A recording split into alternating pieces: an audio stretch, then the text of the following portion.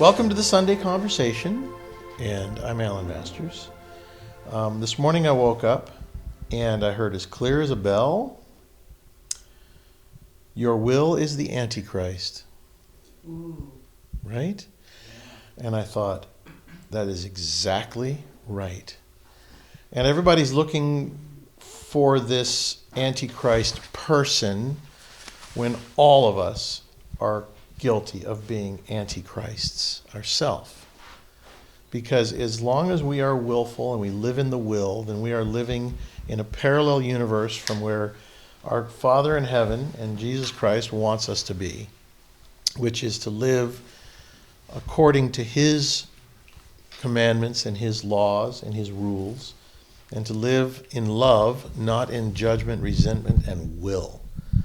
And as I watch my elder parents and my siblings and people that work for me and people that I interact with in this life, as I watch more closely what is going on, I realize that the biggest enemy of mankind is the will. The will is the Antichrist. It is the other, the dark nature, but it is the Antichrist, the opposite of Christ, evil. And so it's so simple. It's so simple. The problem is that we are it. It is us. We are willful. What's underpinning the will? Anger, judgment, resentment, 10,000 layers of little petty things we've judged, been angry at, been resentful for, been jealous of, been all of the deadly sins. We have all just layered it on. And we're all looking outside of ourselves for that Antichrist, when the reality is that we are the Antichrist. As long as we allow that Antichrist to live in us, then how can we ask God to come in? Because God is not going to go in there into the house of the Antichrist. I mean, I think He waits for us, obviously. He waits for us to see it. But I thought to myself, my God, no wonder our world is so completely screwed up. Because there's billions of antichrists. I mean, how many is there now? 7 point whatever it is billion people, and every one of them, of us, is willful. Willful, Antichrist. The opposite will. Thy will be done. Not my will be done. Thy will be done on earth as it is in heaven. I thought that this morning. I thought, isn't that interesting? Why are we not listening to these things that we've said our whole lives, these little prayers and things? But the devil's so tricky, so clever, that he gives us this thing which he took God's words. God gave us free will. Free will. And the devil says, oh, yes, I'll make it his idea, his or hers, and they'll feel like it's free will. Well, it's the opposite of free will. It's actually enslaving yourself to the Antichrist. When you allow yourself to transgress away from salvation by being willful with each other, with anything. I mean, it can be something that you're doing, and there's nobody else around, and you just become willful and angry. You're just feeding that dark side of yourself, that dark side of the Antichrist life. And then we become little mini Antichrists, little mini ones, because we don't have what we're supposed to have. We're lacking and missing the point completely. And it's funny because to sin means, in the dictionary, to miss the mark, right?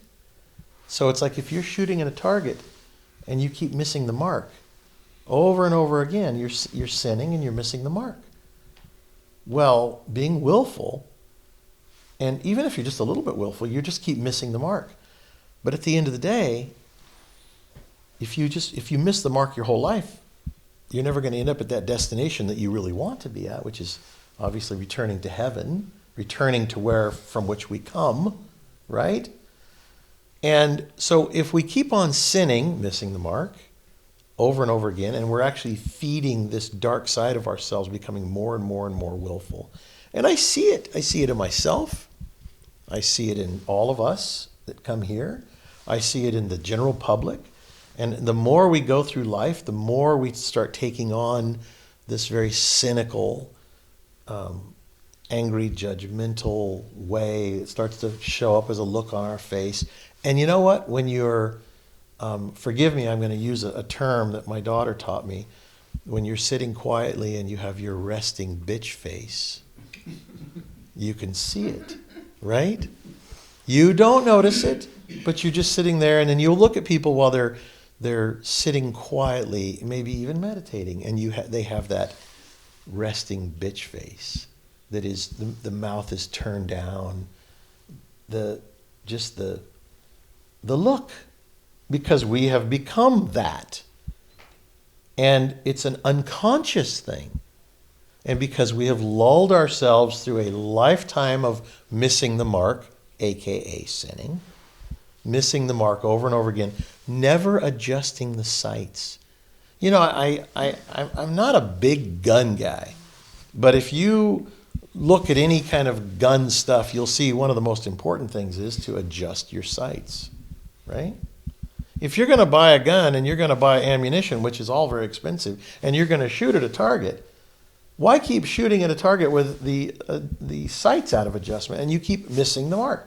You keep missing the bullseye's here, and you keep shooting, and it always, oh, this darn gun it's just off to the left. So then you have to kind of try and, bend yourself a little bit and actually shoot not even at the mark, away from the mark, trying to hit the mark, when really what you need to do is make some fine-tuned adjustments to how you live your life, how you react to anger, stress, anything, pleasure. It's all the same. If you keep missing the mark, and you never make those fine-tuned adjustments, then you never will hit the mark. You'll just go through your life missing the mark. And then guess what? Then it's also feeding you back to getting angry, being frustrated at yourself, being frustrated at life. And then you get more willful, because then somebody comes along and pushes your button, says just the wrong thing, accuses you of something unjustly, and then in your mind you say, that's not the truth.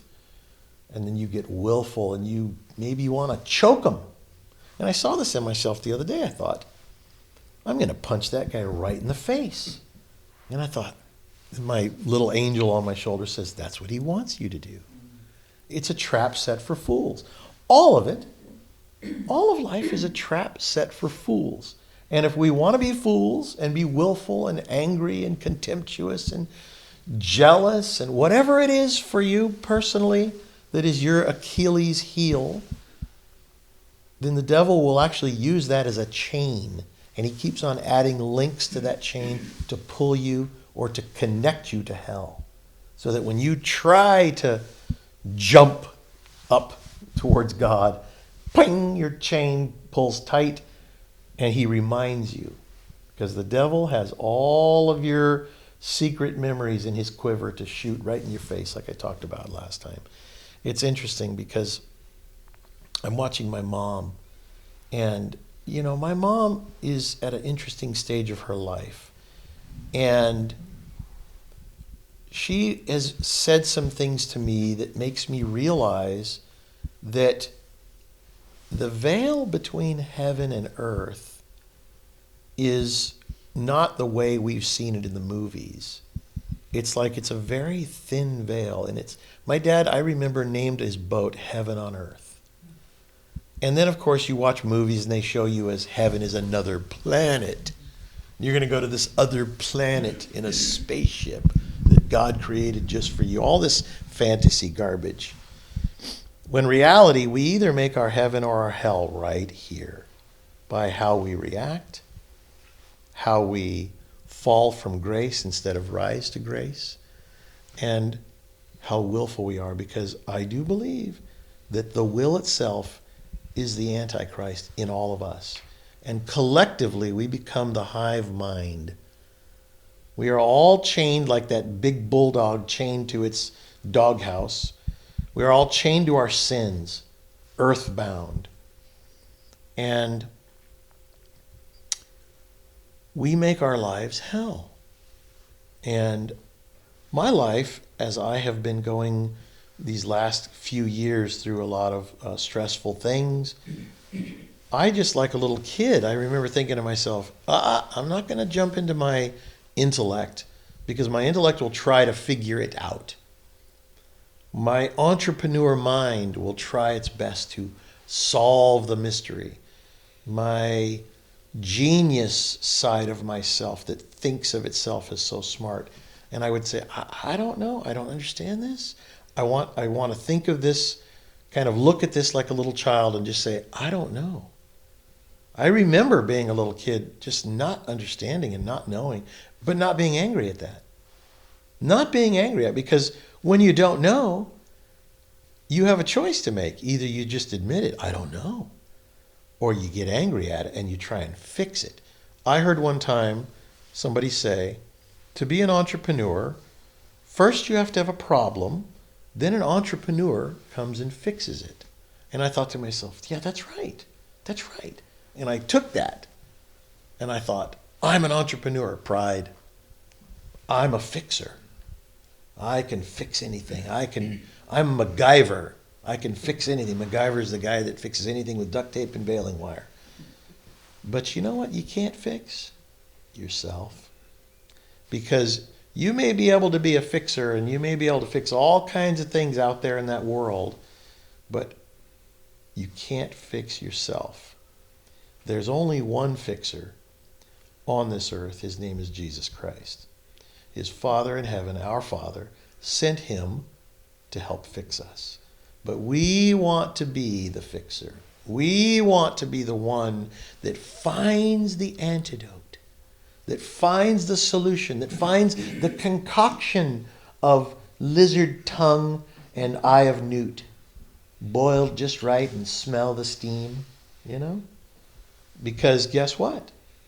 There may be some elixir that can help you, but with the missing most important part of it, which is humility and a deeper understanding of really what is going on in this crazy world, which is a battle for the hearts and minds of men right now and women.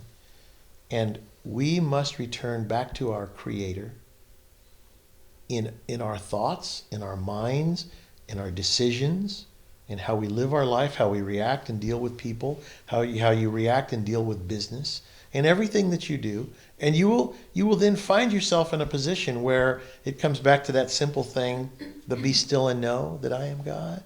In other words, if you had a little child where you were at Disneyland and the little child looked up at the Matterhorn and it's this scary looking mountain, you know, and the little kid says, I don't want to go on that, Daddy, I don't want to go on that. He's scared just by looking at it. And the father to the little child would say, don't worry, I'm here with you. Come on this journey with me. I don't want to go, I don't want to go. So you have a choice. You can either trust in your Father in heaven and his messenger, our Savior, or you can just go through life going, I don't know what's going to happen. I don't know. Maybe I should get that vaccine. I don't know. I should do this. I should do that. I should do this. I should do that. I should do this. And then you'll find yourself, you get caught up like that little child that you've seen this. We've all seen it, where our little kid's like, no, no. The fear is so horrible in a little child. And then when they don't trust their parents because the parents have been willful with them in the past. Willful with them. Come on, you're going to go with me. Stop being a wimp. Stop being a crybaby. Then it makes the kid more and more confused. So it comes back to be still and know that he is God. And that he will show you. And it's not something he can show you in front of your eyes. He can, but he doesn't. It's something that he puts in your heart. And it's a very sacred, quiet, private thing that you hear, you know. And that's it. It's not like you can't make a big fanfare about it. You can't go out and get on and do some sort of a video and share it with the world because, it's very personal and private. So I find myself going, well, how do I tell them this without making it look like that it's self-glorification or look at me, I figured this out. Because, listen, I'm 60 years old. I just heard it this morning. And that one little thing to hear, that the will is the Antichrist, that is the spirit right there. That is the Antichrist spirit that is in all of us, that you see the will gathering, the hive mind, the will, when they go out and they start rioting, and they get pulled in with it because they live in their will. And so when everybody rushed the Capitol building, a bunch of dummies that were willfully there to show we're going to show our strength. That's not how you show strength. But they got pulled with the hive because they weren't listening to the true inner spirit that is a place of calmness. So that is the thrust of my conversation today, which is to recognize that will as the enemy. Your own will is the Antichrist. And it's like, I feel like, okay, that's pretty harsh. My will is the Antichrist. Your will is the Antichrist. But either you give it a name or it'll trick you. It'll trick you 1,000 times 1,000 times. It'll trick you into, it'll justify, it'll make excuses for, it'll use you and abuse you, and then one day you wake up and go, oh my God, I've been tricked. I have been tricked, and it was me. I'm responsible for this because I knew my will was the Antichrist. So that's why I thought I have to say it, because it's a harsh thing. I've never heard that said. I've never heard my dad say that. Not that he didn't have the wherewithal to say it. He probably said it 1,000 different ways. But I thought, that in a nutshell is it. Our will is the Antichrist. And now I look at my will completely different. I look at my will completely different. It is evil. And I don't want to have anything to do with that will. Now, will I be a person without any kind of willpower at all? No. There's willpower which you use to get out of bed in the morning when you don't want to. That's one thing. That's just, I gotta get myself going. But then there's this will that is a dark side. That's the other thing. That's the tricky part, is learning how to separate natural willpower. Just like God gave us all these emotions and all these, things that we can use. We all have a toolbox somewhere in our garage or trunk of our car. You have all these tools, but you don't walk around with one 10-millimeter wrench expecting it to fix everything in your life. It's all kinds of tools, and mostly the 10 millimeter is always missing. Or the hammer. Or the hammer. I was joking about it. My wife used to call me the hammer because I was always she's sitting here, was always very much the hammer. That was my, I would come down on my kids like a hammer because I didn't want them to step out of line. And which I've done away with that now. I saw it was just my will, because I thought to myself, that's what I have to do. Didn't know any other way because my dad was a bit of the hammer, But I see my will now. And what I realize is, in dealing with my parents and my employees and my children and my family and you folks, is that, now here's where it gets really corny. You ready for this? Here I'm telling you that your will is the Antichrist. Then where is the Christ in me? What is the opposite of the Antichrist if it's something you possess?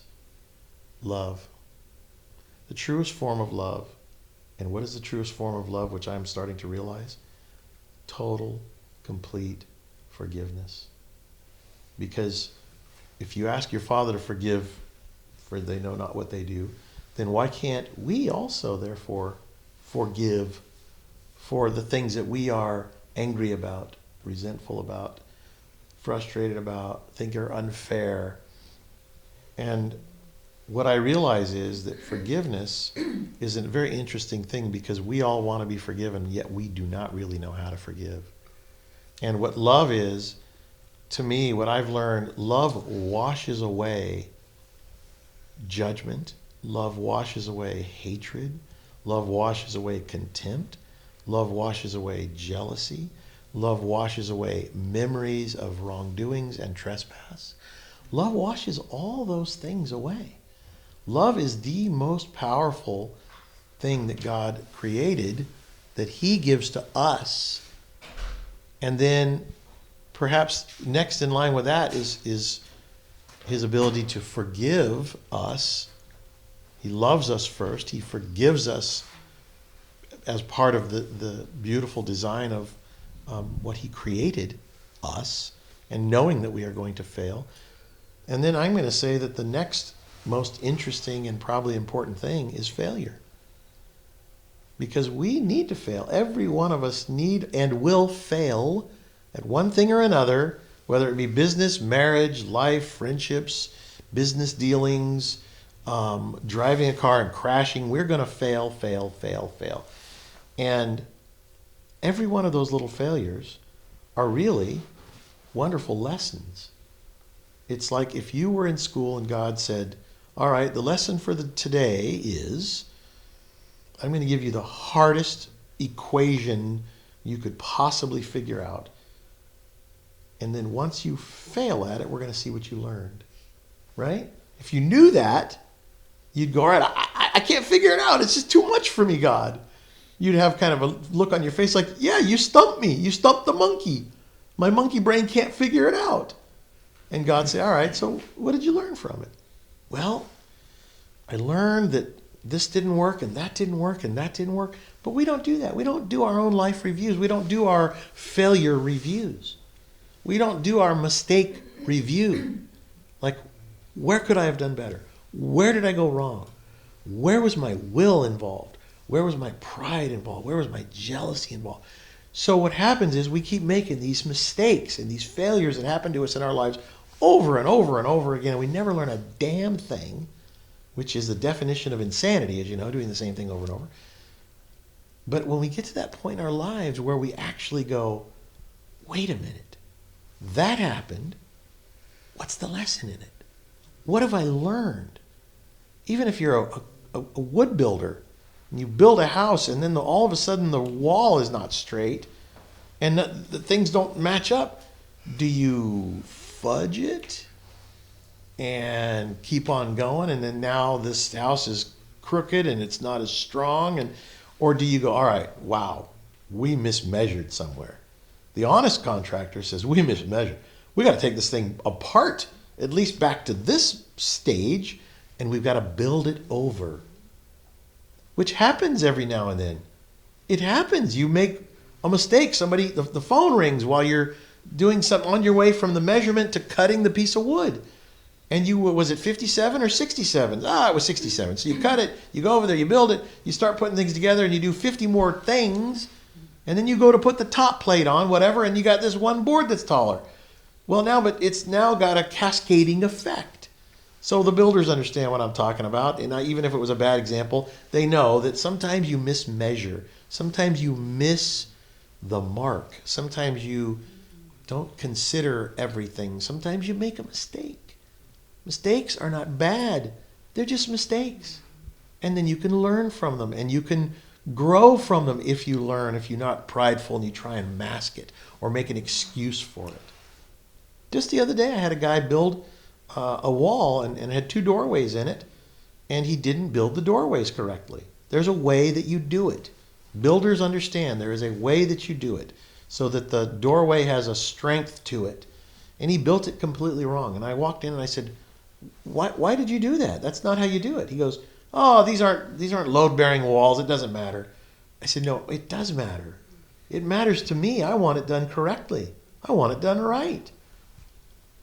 So we looked at it, and it was so all screwed together and put together, we had to make a decision. Well, what do we do?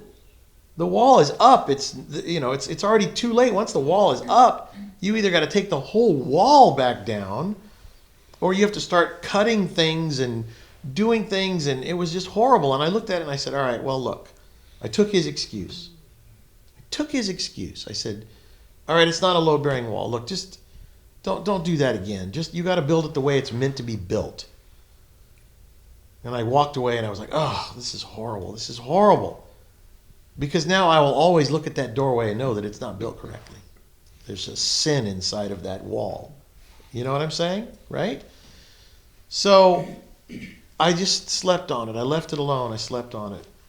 And I slept on it another day. And it was just in me like a splinter in my mind. It's not right. It's not right. It hasn't been built right. The strength is not there. Not that there needs to be much strength, but it wasn't done right. And in my brain, this thing is reminding me, you can't make excuses for this. So, came back the next day and he had built another wall and he did it wrong again. Oh my God. He didn't learn. He did not want to admit he did it wrong. So I said, what are you doing? What are you doing? You've done it wrong again. He said, you said it was fine. They're not load-bearing walls. I go, no. Never build a wall that way again as long as you live. It's wrong. There's a right way and a wrong way to do everything in life. And I said, all right, stop. Just stop. We're just going to stop. And I let the guy go. And I paid another guy to come in. Cost me $500. He had to cut all the nails and screws and cut things apart. And it was a disaster. And then build the wall the correct way. And then I looked at it and I said, okay, that's the right way to do it. And we were doing this for a customer. And I said, I'm going to pay for that. That was my mistake because it was my choice to pick that builder guy. So I'm going to pay for that. So I kind of ate that. But what I learned from it is sometimes you have to be accountable for the choices that you make. Not all the time. You have to be accountable. And it isn't just make an excuse and move on and don't make that mistake again. It's fix it. Go back and if you have to, fix it. Apologize. Undo the thing that you did however best you can and fix it. But these are physical things that we do that also have a spiritual component to them. Because if you're willing to do it wrong on the outside, then you are definitely really willing to do it wrong on the inside. And if you make excuses for what you do on the outside, you will also make excuses for what you do on the inside. And so these are the lessons that I'm learning in my life at this late stage of 60 years old, which I think to myself, thank God. I'd rather be 60 than 70 and 80 or whatever it is. But it doesn't matter whenever you wake up. Whenever I wake up, I feel one side of me says, it's too late. Too many sins now. Too many bad choices. It's too late for you. There's no, you're never getting back into heaven. God's not going to love you. We've talked about this before. Another trick from that tricky, clever devil. So what I'm learning how to do is to look at my will, and what underpins my will is all of this structure. And if you look at a car, the car may look beautiful, but underneath the underpinnings of the car is a chassis. And if it isn't engineered and built correctly, then it won't be able to do all the things it's supposed to do. Stop and brake fast, accelerate fast, corner, hit bumps and not have a wheel pop off. All that is the underpinnings. So no matter how pretty you are on the outside, if your chassis and your underpinnings and the virtues and values that you place in the most important part of you, which is the architecture of your spiritual nature, if it is not built correctly by you, by the choices you make in your life, then you will not be able to take a big pothole when you hit it.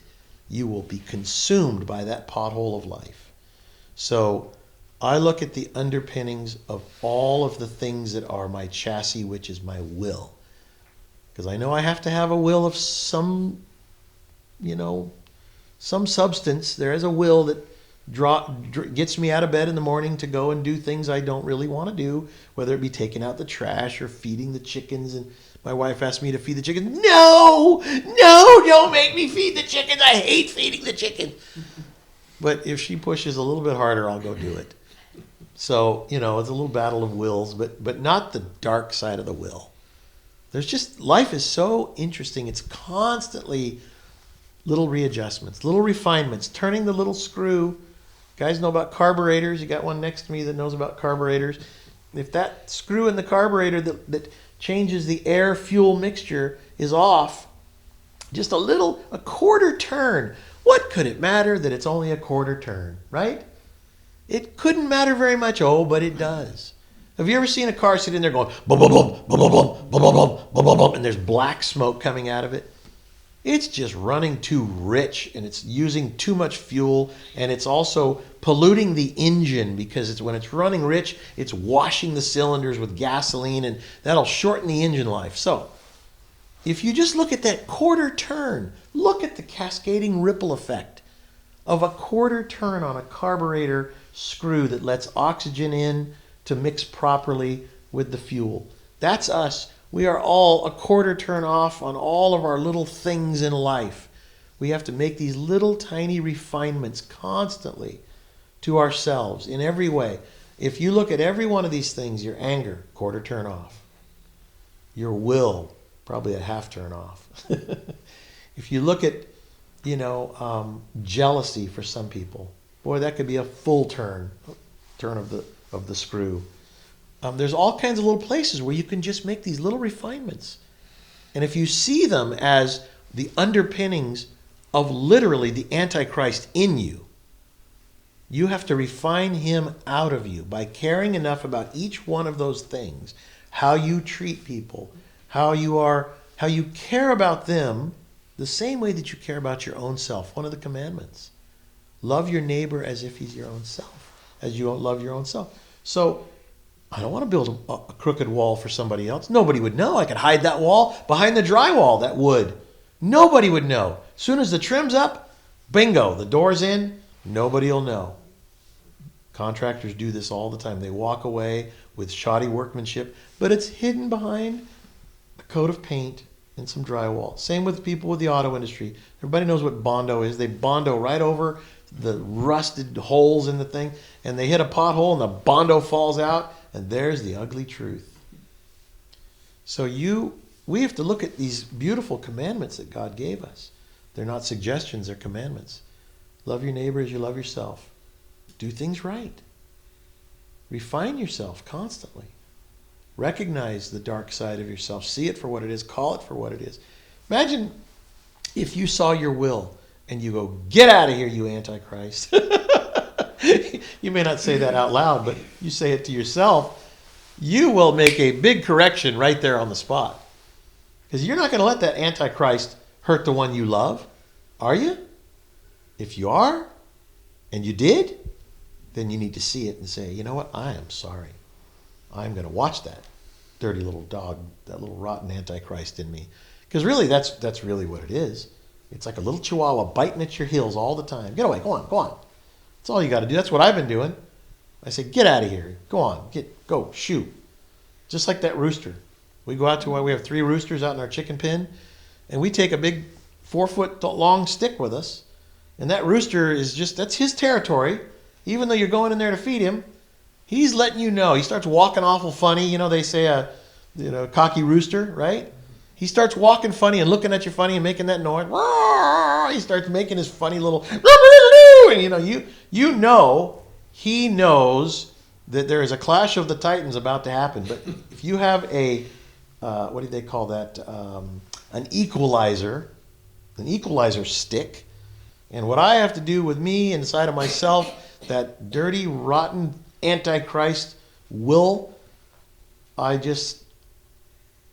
equalizer is the fact that I know that God is God, and I'm not going to let any other part of me, any of my Antichrist nature, which is the dark side of all of us, ever let me forget that again.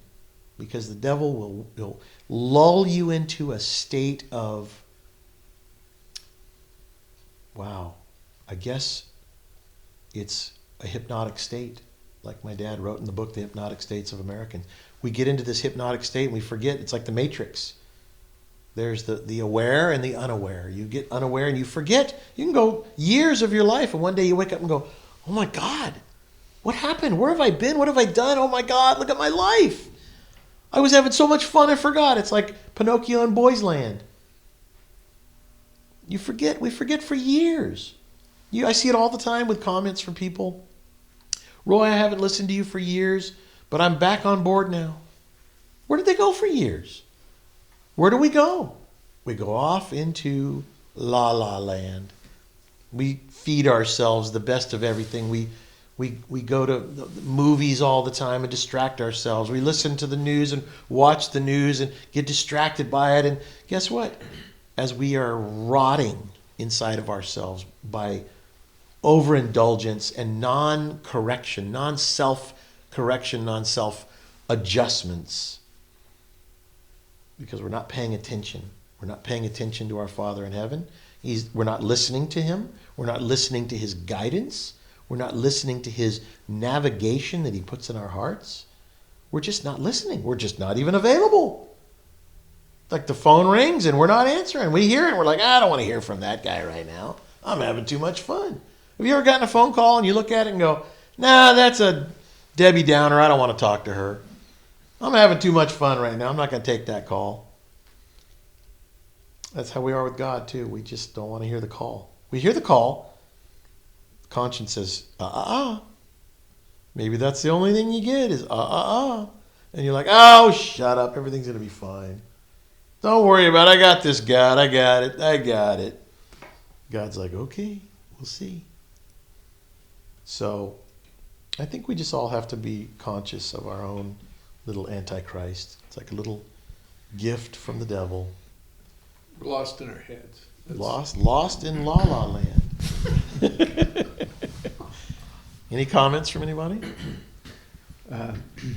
What I noticed is, I was listening actually to one of your talks before I came about communication.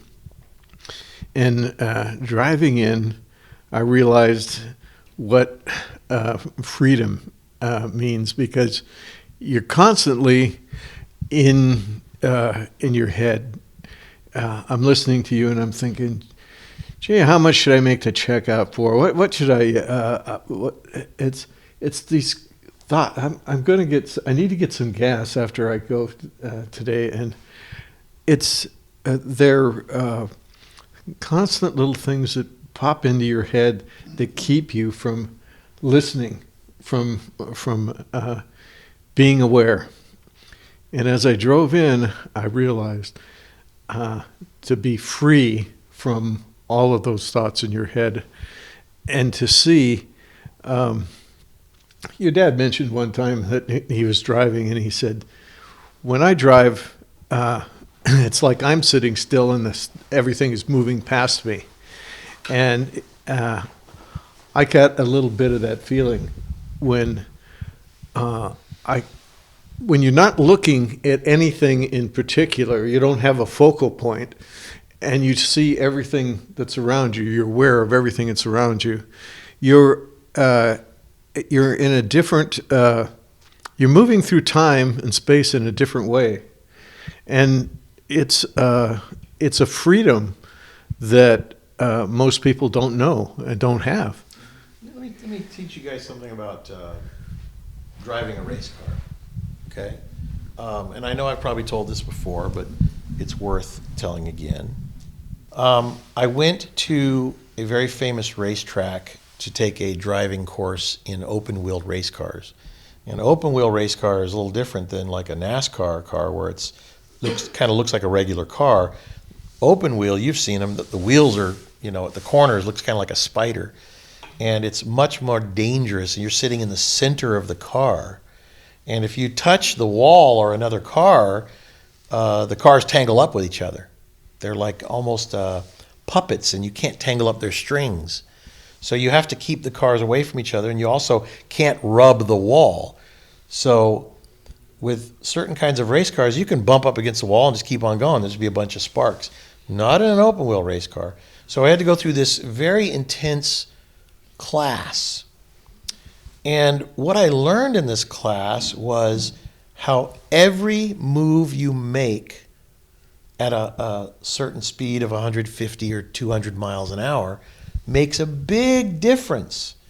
And he starts out by saying you have to use the gas pedal so carefully as if there's an egg, a raw egg, between your foot and the gas pedal. And if you lift too hard, the egg will fall out. So your idea is to put into your mind there's an egg between your gas pedal. You have to squeeze on the gas gently. And if you're coming to a turn, you have to be able to determine, I have to let off the gas gently also, because if you let off the gas too abruptly, the car will spin around. And that's the end of that. If you gas too hard, the car will spin around. That's the end of that. So that was one lesson. Then he says, the faster you go, and this is life. So as we go through our lives and we get older, doesn't life start speeding up? Right? The weeks go by like hours lately. I see you guys about every other hour in my life, which is once a week. So as you go faster in a race car, he said, don't look at where you are going. Look at where you want to go. And I was like, how do you do that? How do you do that? I got to look where I'm going. You see, the monkey brain says, I'm not listening to him. So I actually said, I don't understand, look where you want to go. I mean, I want to go to the finish line. He says, no. Look in that very next moment where you want to go. So if you're driving down a road and it starts to turn a little bit, do you continuously look at the road in front of you, or do you look up just a little bit to where the road is going? He said, look where you want to go and your hands will follow you. And I think to myself, isn't that interesting? That's also life. And you know what else he said? And if you look at the wall, if you're driving right next to the wall, what'll happen? You'll drive right into the wall. He says, don't look at the wall. In other words, don't look at your current situation in life, because that's where you are maybe right now, but it's not where you're going. Don't look what's directly in front of you, because that's kind of a lie also, because that's going to happen in a matter of seconds. You need to look at what's really where you want to go, which is kind of around the corner. So you look to the farthest edge of where you want to go, the future, in other words. So, and I said, well, I still should look where I'm going. He says, if you look at where you're going, in that moment, you're looking at history, because by the time you get there, you won't be able to react. If you react, it'll be behind you already. He said, you got to look where you want to go. So I want to go to heaven. I don't know about you guys. I want to go to heaven. So I got to look to heaven. I got to kind of focus on heaven and not where I am in this decrepit body right now. Not what's directly in front of me, because that's going to be history that fast. I need to keep my eye on where I want to go, which is back to my Father in heaven. And then I can start to deal with life from the perspective of where I truly want to go, and not deal with all this crazy stuff. Did you mean the same thing he's saying? He's in here. Well, hold on. I'm saying that when there is a point that you can reach where you're aware enough that you don't listen to all of those thoughts that come in and distract you. And if you can look past those and just be aware that they're there, eventually they kind of just subside a little bit. Well, that's like looking at the wall. You recognize, listen, I'm aware of the wall. Are you talking about what Roy said about driving? Well, Roy said when he was sitting in the car, it's like a video game. He feels like he's sitting still, and things are moving past him. Right.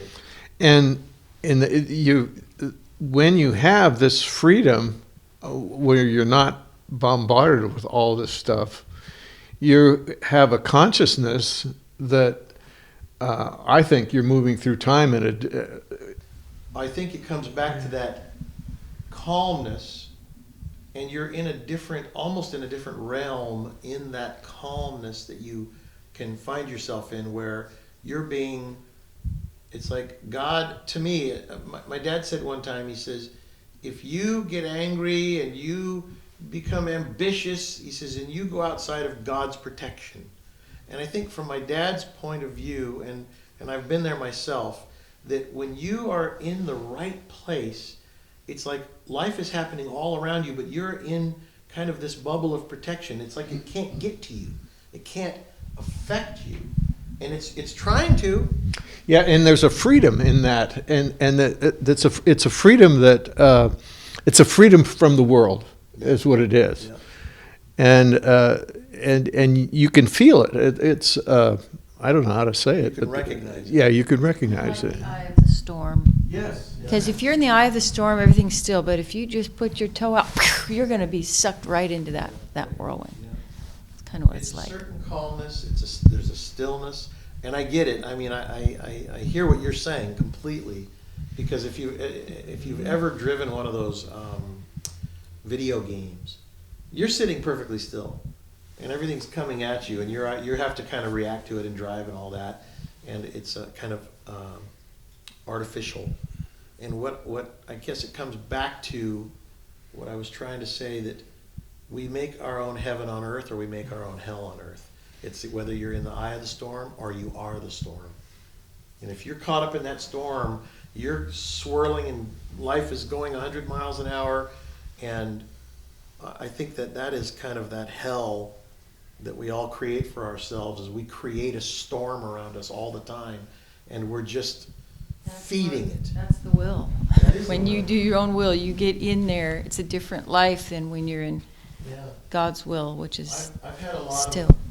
of pressures on me lately, and I see them, and I recognize them. Like you said, I recognize them. But for some reason, I'm just acknowledging that is pressure. That's pressure. I feel, my body can feel the pressure, but it's not getting to my spirit. And I have 100 people say to me, I don't know how you can take all the pressure. I'm sorry you're dealing with all the pressure. And I'm like, well, I'm not really dealing with all the pressure, because I gave it to God and said, God, of myself I can do nothing. Please guide me. Each day I get up, please guide me. I know not what to do. And then I move forward knowing I still have to show up. I have to get up, show up, and if I'm just there, God will use me. And if I don't look for the glory, to glorify myself, I want to do what's right because it's right, period. And then you feel embarrassed, you feel inadequate, you feel these feelings, and those are a trick too. You have to say, I'm just going to show up. I'm going to be there, and God will use me to do whatever He wants me to do. Some days I get all the way here without knowing what I'm going to talk about, but I told Jan this morning, I said, today's going to be a good talk, because my will is the Antichrist. And then as I said that to myself this morning, I went, wow, all of our wills are the Antichrist. And together we become collectively very evil, or collectively very conscious of that evil that has made a home in us, and we don't want it. We see it, we can put a name on it now, and you got to put the name on your enemy. Otherwise, it's just the boogeyman. So I got a name for my enemy. He's the Antichrist. And even though God created this world in this interesting way, now I have to live with my little Antichrist and not let him get away with anything, the same way that I don't let my dog get away with things, I don't let my children get away with things, I don't let anything that's within my power to influence. If I'm a shepherd, I don't let my sheep get outside, get too far away.